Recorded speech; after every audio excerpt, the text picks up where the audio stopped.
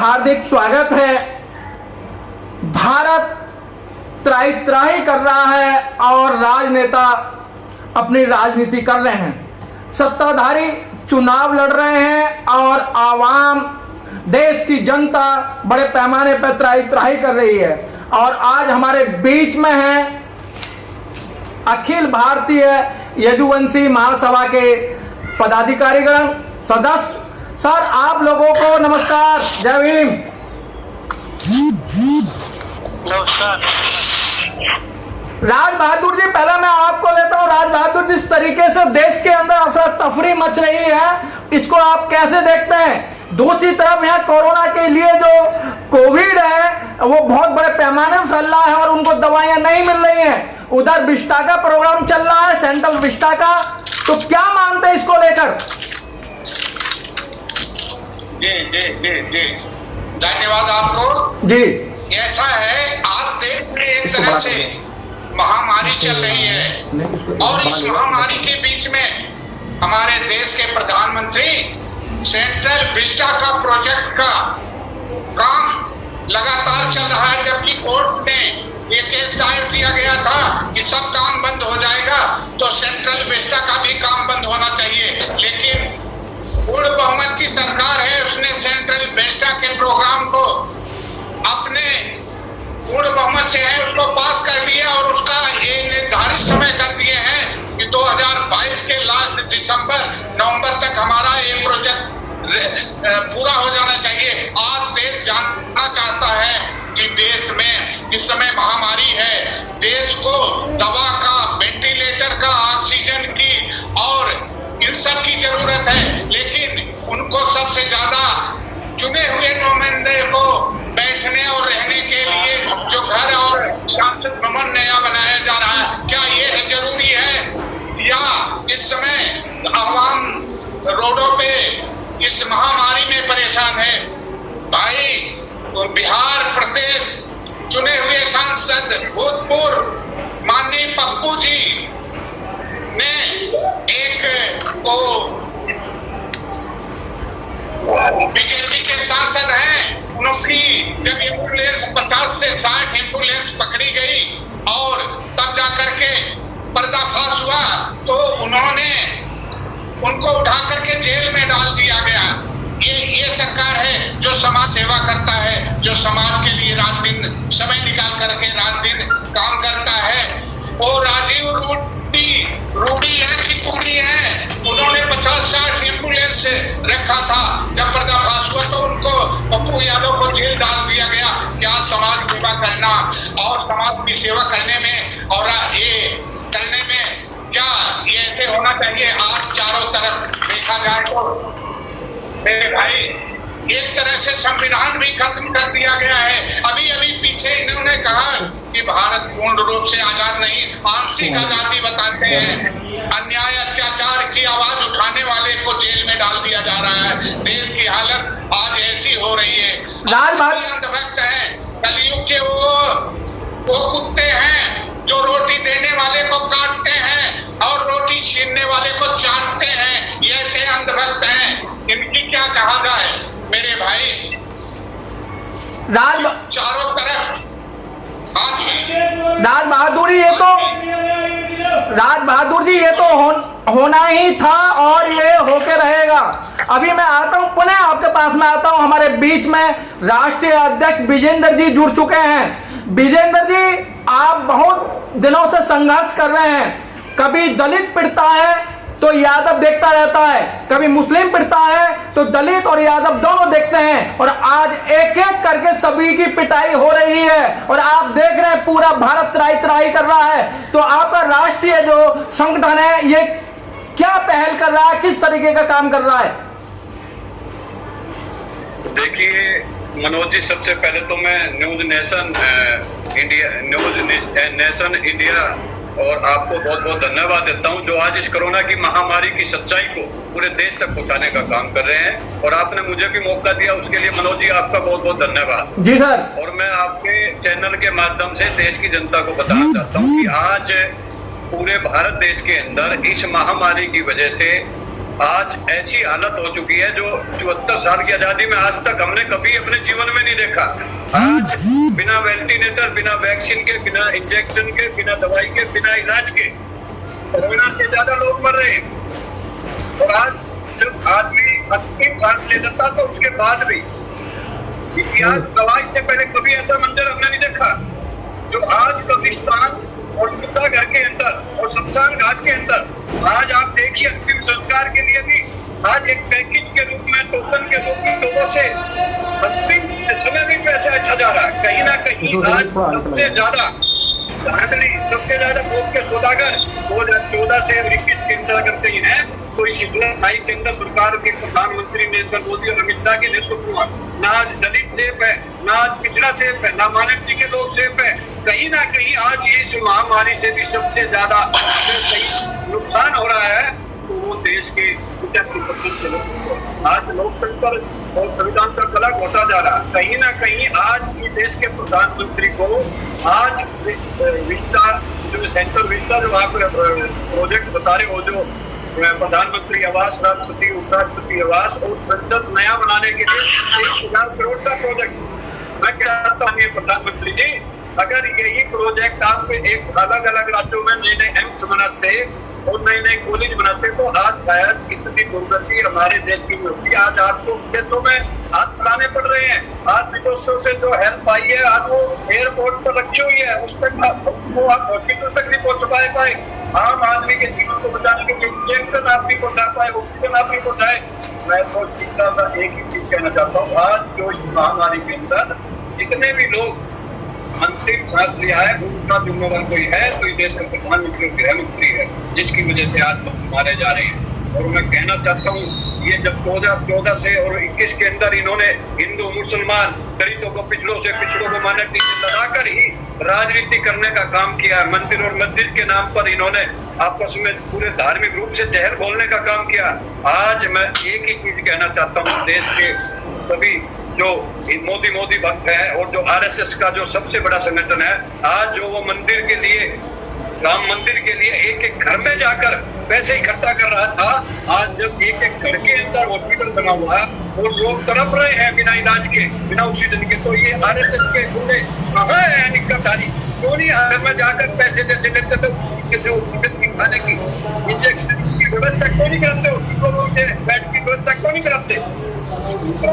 देश के अंदर आज तक नागपुर में एक बार भी झंडा चमकता साल में तिरंगा नहीं फहराया है। ये अपना ही झंडा फहराते हैं। कहीं ना कहीं आज जो है देश बिल्कुल एक ऐसे हाथों में चला गया है, अगर जब इसको नहीं हटाया गया कहीं ना कहीं देश जो है बेरोजगारी और गुलामी की तरफ को ले जाया गया। लेकिन आज जो जीवन जीने का अधिकार जो हम लोगों को मिला है उसको देश की विजेंद्र जी आप मंदिर बनाने की जरूरत नहीं है, आज पैसों की व्यवस्था बढ़ाने की व्यवस्था बढ़ाने की है। उसको ये ना कर आज सुप्रीम कोर्ट हाई कोर्ट को करना पड़ रहा है। इस सरकार को तुरंत अपने पद से इस्तीफा देना चाहिए। वो आज खुद एक्शन लेकर कमेटी बनाकर इसकी व्यवस्था नहीं करती। क्यों नहीं इन लोगों जो पकड़े जा रहे हैं, जो कालाबाजारी कर रहे हैं, क्यों नहीं फांसी पर लटकाया जा रहा है? ये देश को लूटने वाले उनके साथ खड़ी हुई है। आज पूरे देश को बेचने का काम किया जा रहा है। करूंगा तो आपके किसान 6 महीने से रोड पर बैठा हुआ, जब किसान ने बिल मांगा नहीं तो उनको बिल देने का काम किया।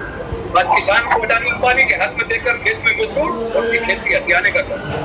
इसलिए मैं कहना चाहता हूँ मनोज जी, आप निष्पक्ष सच्चाई को दिखाने वाले पत्रकार हो। आपका चैनल सच्चाई दिखाने वाला पत्रकार है और आपको मैं सलूट करता हूँ कि जो आप इस महामारी के समय आप लोगों को भी सच्चाई देश के सामने पहुंचाने का मौका दिया, उसके लिए धन्यवाद। लेकिन आज विजेंद्र जी मैं आपको रोकूंगा, विजेंद्र जी मैं आपको रोकूंगा। विजेंद्र जी बहुत अच्छी बात कही आपने। जो बैकवर्ड को चाहिए था वो सरकार दे रही है। बैकवर्ड की मांग थी कि मंदिर बनना चाहिए, बैकवर्ड की मांग थी कि अयोध्या के अंदर और बड़ा मंदिर बनना चाहिए और हरिद्वार के अंदर कुंभ का मेला लगना चाहिए। लेकिन आज तक बैकवर्ड समाज बाबा साहब को नहीं पढ़ पाया है, बाबा साहब को नहीं समझ पा रहा है। लेकिन एक 73 साल के अंदर ये जरूर देखा है कि यादव समाज ने तो बाबा साहब को पढ़ना शुरू कर दिया है। देखिए ऐसा है, जो बैकवर्ड है वो देश के अंदर हर जी आप युवा प्रदेश को देख रहे हैं, उत्तर प्रदेश के अध्यक्ष हैं, कैसा उत्तर प्रदेश के अंदर भी इसी तरीके का माहौल चल रहा है जिस तरीके से बिहार में है। क्या लगता है कि ये जो यादव समाज है, यदुवंशी समाज है, जिस तरीके से पूर्व में अखिलेश यादव जी मुख्यमंत्री रहे हैं और जब वो हटे थे तो उनकी भी कुर्सी धूल से धुलवाई गई थी। जी सर्वप्रथम तो मैं मनोज जी आपको धन्यवाद करना चाहूंगा। आप जैसे पत्रकारों की वजह से आज इस देश की अस्मिता जो है बची हुई है और कुछ जो गोदी पत्रकार है उनकी वजह से इस देश की अस्मिता को मिटाने का भी काम किया जा रहा है। जिस तरीके से आपने सवाल किया है कि उत्तर प्रदेश के अंदर बीजेपी की सरकार है, मैं कहना चाहता हूं आज आपके मंच के माध्यम से, जिस तरीके से इलाहाबाद हाई कोर्ट के जज ने ये बोला था कोरोना जब महामारी इतना घातक रूप नहीं ली थी, उस समय हाई कोर्ट के जज ने ये बोला था कि 5 बड़े जिले में आप लॉकडाउन कर दीजिए, लेकिन ये तुगलकी फरमान जो जारी हुआ अजय सिंह बिष्ट उत्तर प्रदेश मुख्यमंत्री सरकार की तरफ से कि मैं बिल्कुल भी लॉकडाउन नहीं लगाऊंगा चाहे जो हो इसके लिए, आज उसका परिणाम देखने को मिल रहा है। 500 से ज्यादा 100 नदी में पड़े हुए हैं जो बह रहे हैं। आज उत्तर प्रदेश के अंदर शमशान घाटों में जगह नहीं है। ये इसका खामियाजा किसको भुगतना पड़ेगा? मैं आपके माध्यम से बताना चाहता हूँ, जिस बच्चे का सुहाग चला जा रहा है, जिसका बेटा चला जा रहा है, जिसका भाई चला जा रहा है, आप उसके दिल से पूछिए कि उसके ऊपर क्या बीत रही होगी। लेकिन ये जो सरकार है, ना तो इनके कोई आगे है ना इनके कोई पीछे है।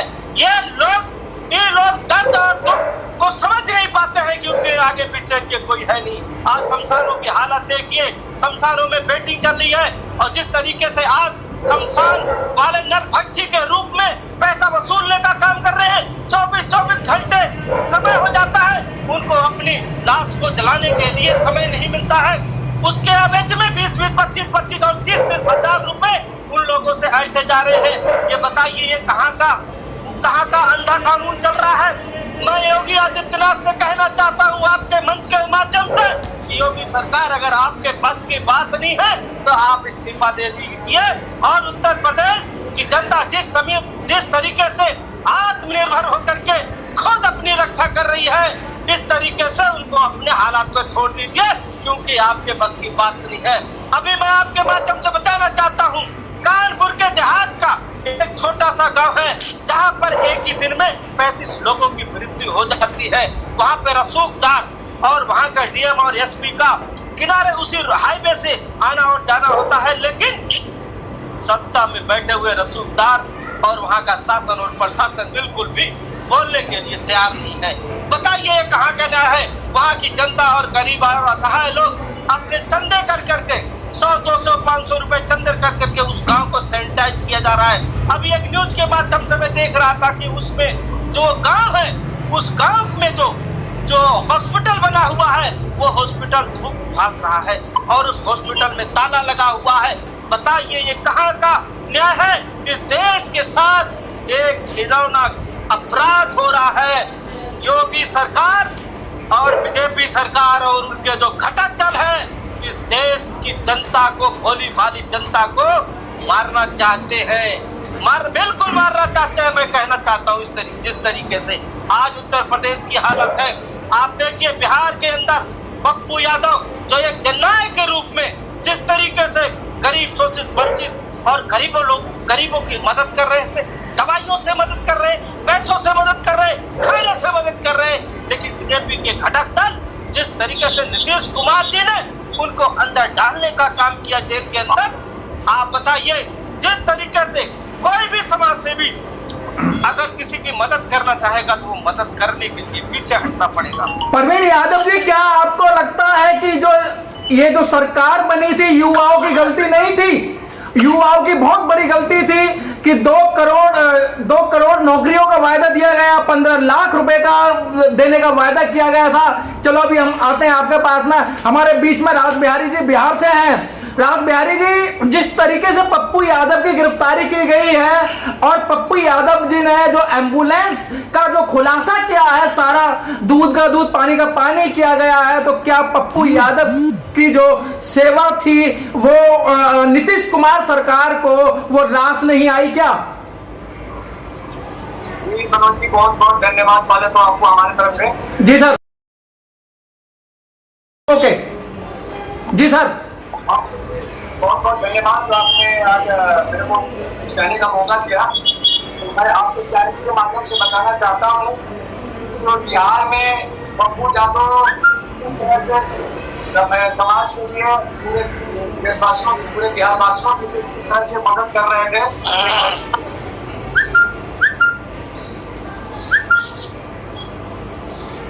और उसके साथ साथ भाजपा के जो राजीव प्रताप रूडी है, मैं आपको बताना चाहता हूँ आपके माध्यम से, चैनल के माध्यम से, कि जो भाजपा की सरकार है और भाजपा के जो मंत्री हैं, विधायक हैं, सांसद हैं, इनके पास हाथ ही किताब होता है, दिखाने के लिए कुछ और करने के लिए कुछ और होता है। और जहाँ तक के पप्पू यादव की सवाल है, तो मैं आपको बता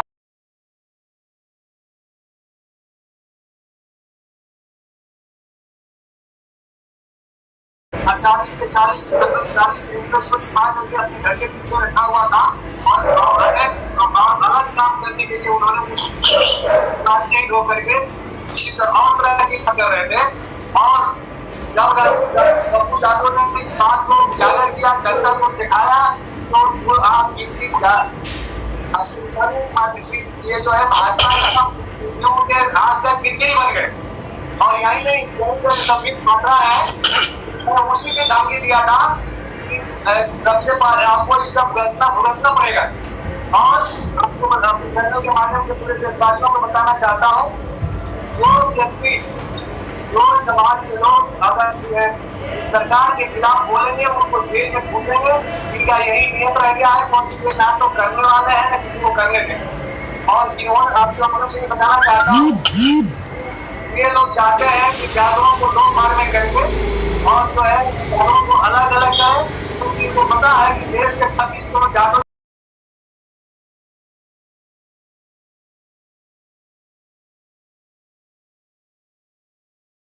नहीं मिलेगा।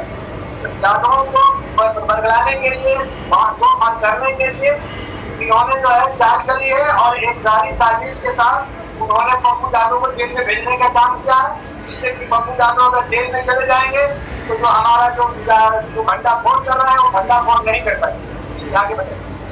बहुत बहुत धन्यवाद। मैं फिर पुनः विजेंद्र जी के पास आता हूं। विजेंद्र जी, आप राष्ट्रीय अध्यक्ष हैं अखिल भारतीय यदुवंशी महासभा के। सर, आपका क्या कहना है, और जिस तरीके पप्पू यादव की गिरफ्तारी हुई है तो आपका संगठन क्या कदम उठाएगा?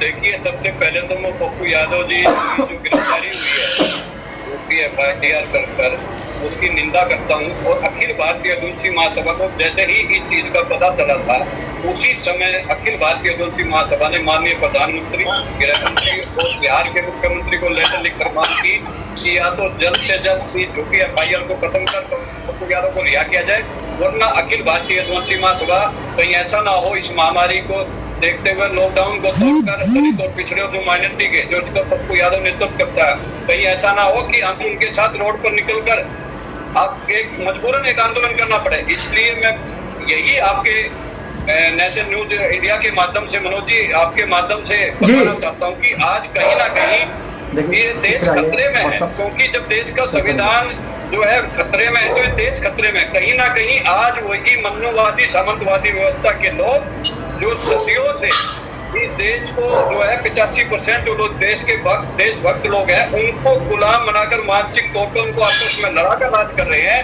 कहीं ना कहीं अगर ये प्रताप रूडी की जो एम्बुलेंस का पर्दाफाश नहीं करते, और आए दिन जो है, चाहे वो पटना की बाढ़ का मामला हो, चाहे कोरोना की पहली लहर हो, चाहे कोरोना की दूसरी लहर हो, मैंने पहले भी बताया आपको, पप्पू यादव जी ने इतना काम किया है।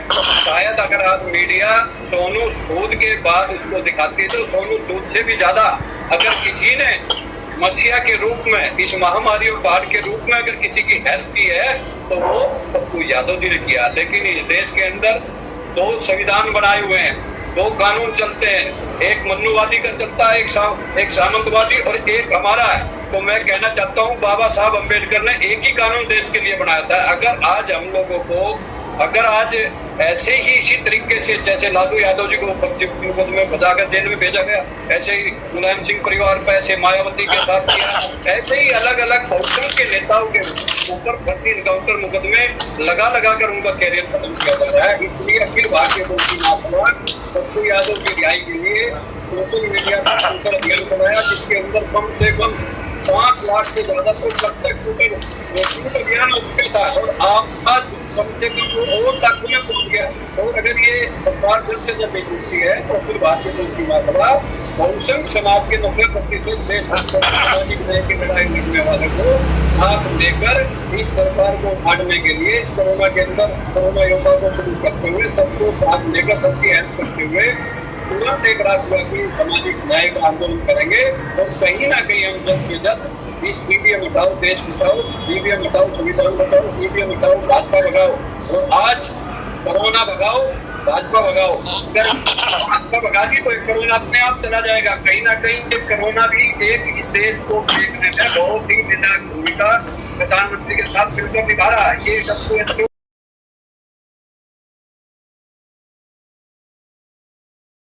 करेगा, भारत की बात करेगा और सरकार के विरोध में बात करेगा, उसका रास्ता, उसका घर सिर्फ जेल ही जेल है। और जो उसके समर्थन में आएगा उनको लाठियां पीट पीट कर, उनको मुर्गा बना बनाकर दौड़ा दौड़ा के मारा जाएगा। जी ये भी दिखाई दे रहा है सरकार ने ये महामारी के समय आपदा में भी ये अवसर ढूंढते हैं, आपदा में भी ये व्यापार ढूंढते हैं। इनके नेता विधायक जो है देख लीजिए, यही है ना एम्बुलेंस और जो दवा है, वैक्सीन है, ऑक्सीजन है, इसकी ब्लैक मेलिंग कौन कर रहा है? पप्पू यादव जननायक थे, राम के नाम पर नहीं, वो काम के नाम पर जाने जाते थे, जन के सेवक के नाम पे जाने जाते थे। आज देश पूरा ठगा हुआ महसूस कर रहा है। मेरे भाई, शहर को बचा के गांव ढूंढते हैं, अजीब पागल हैं। शहर को बचा के गांव ढूंढते हैं, अजीब पागल हैं। हाथ में कुल्हाड़ी लेकर के छांव ढूंढते हैं, छांव ढूंढते हैं। आज इनको हम गद्दी पे बैठा करके पूर्ण बहुमत की सरकार दे करके, इसलिए कि भारत का विकास होगा, भारत का राष्ट्र में विश्व में दूसरा नाम होगा। लेकिन ये कहीं न कहीं ये गुमराह करने का काम किए हैं। और मैं कहना चाहता हूँ, बेटी हो, चाहे खेती हो, चाहे राष्ट्र हो, रक्षा तो हम सभी को करना है। इन सत्ता पे जो बैठे हैं, गद्दी पे जो बैठे हैं, रखिए इनके पास न बेटी है, न खेती है, और न इनको राष्ट्र से मतलब है। आज राष्ट्र हमारा बिक रहा है, इतना बड़ा दुर्भाग्य है। राष्ट्र बेचा जा रहा है। तो मेरा कहना है, नर पिशाच से देश बचाना, नर पिशाच से देश बचाना हम सबकी जिम्मेदारी है। हम पर आज प्रहार हुआ है, कल तुम्हारी बारी है। हाँ, दोनों हाथों से बेच रहा जो भारत माँ की छाती को देख नहीं सकते हम ऐसे कुलघाती को। भूमि के ऊपर जो पानी की बौछार, तारों की भीड़, गोलियों की सुनामी, देश का प्रहरी है। 300 किसान हमारे शहीद हो गए, आह तक न आई है।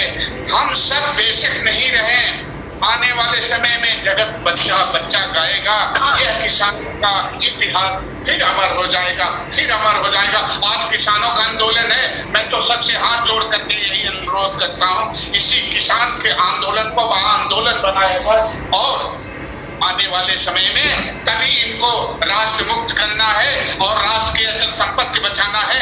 और मेरा लास्ट कहना है कि हक नहीं इनको हमारे देश की एक वोट पर, इस तरह जो सोचा गया था वो नहीं हुआ। तो यह जनता, यह आवाम जिस दिन चाहेगी उस दिन इनको भी उठा के राष्ट्र से मुक्त। राज बहादुर जी बहुत बहुत धन्यवाद। फिर मैं अपने युवा साथी परवीन यादव जी को लेऊंगा। परवीन यादव जी, आप युवा साथी हैं और समस्त देश यही कहता है कि जो युवा हैं इन्हीं के कंधों पर पूरे भारत की एक लाठी है। तो क्या समझते हैं? और आपको ये लाखों लोग देख रहे हैं इस समय, एक तरफ किसान आंदोलन कर रहा है तो दूसरी तरफ जो उनके जो बेटे हैं फौजी हैं वो बॉर्डर पे मारे जा रहे हैं। तो एक तरफ बाप और बेटे को दोनों को ही लड़ा दिया गया है। अंतिम समय में आप क्या कहना चाहेंगे?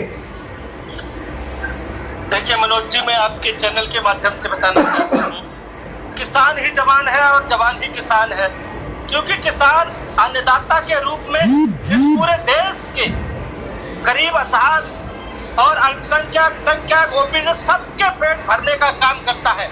और जो बॉर्डरों पर रक्षा करता है वो उनका बेटा, जो जवान के रूप में इस सरहद की रक्षा करता है, इस धरती माँ की रक्षा करता है। दूसरी बात मैं आना चाहूंगा, जैसे सेंट्रल विस्ता पर 33,000 करोड़ रुपए ये गवर्नमेंट खर्च करती है, 6,500 करोड़ वैक्सीन ये विदेशों में बेचती है और 90,000 मैट्रिक टन बांग्लादेश को ऑक्सीजन बेच देती है ये सरकार। और 22,000 करोड़ योगी गवर्नमेंट मवेशियों के ऊपर, टेस्टिंग के ऊपर खर्च करती है। आप बताइए, इस चैनल के माध्यम से मैं कहना चाहता हूँ, जिस तरीके से आपदा के समय में जल जीवन दोनों व्यस्त पड़ा हुआ है और आज मरने वालों की संख्या की तादाद ये बीजेपी सरकार छुपा रही है। मैं कहना चाहता हूँ, इस महामारी के दौरान इन सब चीजों की क्या आवश्यकता थी? अगर इन लोगों से कोई सवाल पूछ ले तो उसको देशद्रोही बताते हैं।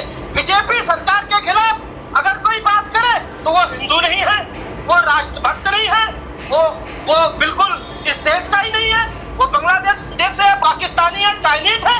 मैं कहना चाहता हूँ, इस देश में हक है, बाबा साहब ने जो हक दिया है इस संविधान के तहत हम सवाल भी पूछेंगे और तुमसे बात भी करेंगे। और जब तुम क्षेत्र में आओगे तो तुमसे सवाल के तहत सवाल का जवाब नहीं दोगे तो तुम्हें उस गांव में घुसने भी नहीं देंगे। क्योंकि इस देश की भोली भाली जनता ने तुम्हें जिता करके लोकसभा और विधानसभा में भेजा है, क्योंकि कानून बना करके इस देश के गरीबों की, मुजरिमों की, अल्पसंख्यकों की, माताओं की, बहनों की सबकी रक्षा हो सके। लेकिन ये बीजेपी सरकार मनुवादी और सामंतवादी तहत ये काम करना चाहती है। मैं कहना चाहता हूँ जी के पास में आ रहा हूं कि तकदीर का गम, दुनिया का सितम हर हाल में सहना पड़ता है, लाखों लबे दिल पर आए मगर खामोशी रहना पड़ता है। राज बिहारी जी, अब राजधानी से चलकर, उत्तर प्रदेश से चलकर अब बिहार के अंदर कोरोना अपनी जड़ें मजबूत करने जा रहा है। तो अंतिम समय के अंदर आप क्या संदेश देना चाहते हैं आम जनता को? मैं आपके चैनल के माध्यम से सभी देशवासियों को ये संदेश देना चाहता हूँ कि भाई इस समय जो है राजनीति की समय नहीं है। राजनीति करना होगा फिर बाद में कभी कर लेना। इस समय सबसे बड़ा काम है हम लोगों का मानवता के नाते मानव का जान बचाना। और मैं आपको एक बात बताना चाहता हूँ, वो लोग ये सोच रहे हैं, माओवादी लोग ये सोच रहे हैं कि यादव अलग अलग बूथों में दिखा जाएगा, तो ऐसा अब होने वाला नहीं है। 1990 की दशक की कहानी नहीं है। लालू यादव जी को जेल भेज दिया गया। लालू यादव जी को जेल चारा घोटाला आपके जो है जगन्नाथ मिश्रा जी के समय से हो रहा था। ठीक उसी तरह से पप्पू यादव जी ने जो आपको जमल इंजन की सरकार के खिलाफ ये जो घोटाला हो रहा था, एम्बुलेंस घोटाला हो रहा था, गैस घोटाला हो रहा था, ऑक्सीजन घोटाला हो रहा था और आपके जो है दवा घोटाला हो रहा था, उसका उजागर कर रहे थे, तो उनको जो है जेल में डाला गया। और मैं ये बताना चाहता हूँ कि यादव समाज सदियों से देश की भलाई के लिए अपना रक्षा किए हैं और आगे भी रक्षा करते रहेंगे। इसके लिए हम लोग आपको बताना चाहते हैं। और इस समय हम सभी भाइयों से, सभी देशवासियों से आग्रह करते हैं। आपको एक बात और बताना चाहता हूँ कि इससे पहले पिछले जो बार जो कोरोना हुआ था उसमें वंशी महासभा ने बढ़ चढ़ करके हिस्सा लिया था और हर जगह हम लोगों ने खाने का जितना तन मन धन से काम कर रहे थे। लेकिन ये जो है हिटलर शाही सरकार, भाजपा की केंद्र सरकार और जेडीयू सरकार मिल करके किसी भी व्यक्ति को, हम लोग अखिल भारतीय वंशी महासभा के जितने भी पदाधिकारी हैं पूरे देश में हम लोग अपना काम करना चाह रहे थे, लेकिन इन लोगों ने हम लोगों को रोक रखा है, हम लोगों के पाँव में बेड़ा लगा रखा है, हाथों में बेड़िया चट्टी बंद कर रखा है, जिसके माध्यम से हम लोग, जिसकी वजह से हम लोग कहीं किसी का भलाई भी नहीं कर पा रहे हैं। और हम सभी देशवासियों को मैं ये कहता हूँ कि ये राजनीति का समय नहीं है, राजनीति जब होगा कर लिया जाएगा, लेकिन इस समय फिलहाल सबको एकजुट होकर के और इस भाजपा सरकार को हम लोग ले रहे हैं। आपके चैनल के माध्यम से मैं बता रहा हूँ। राज बिहारी जी, बहुत बहुत धन्यवाद। अखिल भारतीय युवंशी महासभा के सभी पदाधिकारियों का नेशन न्यूज इंडिया की तरफ से बहुत बहुत धन्यवाद। Press the bell icon on the YouTube app and never miss another update.